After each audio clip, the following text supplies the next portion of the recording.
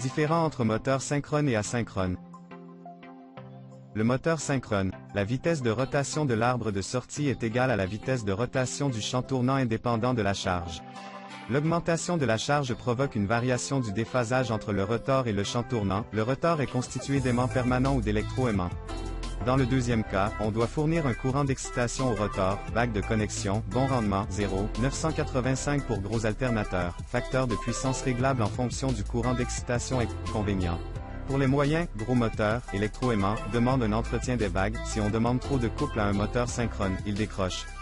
Le couple chute alors à 0, plus d'effet moteur.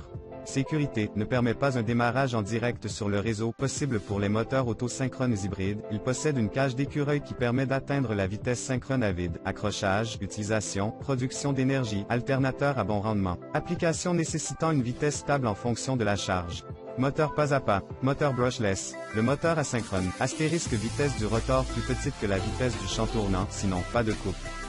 L'augmentation de la charge fait diminuer la vitesse. Augmentation du glissement, plus de variation du flux dans un matériau conducteur, de courant dans le rotor et de couple.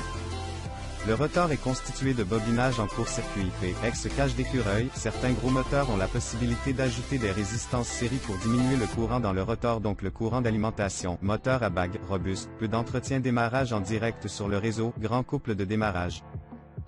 Inconvénient, la vitesse dépend de la charge pour les moteurs de moyenne et grande puissance et à temps de démarrage long. Inertie, il faut gérer la pointe de courant de démarrage égale à 6 à 8 fois le courant nominal. Le COS, à vide est très faible, non réglable, rendement moins bon, 0, 9 pour gros moteurs.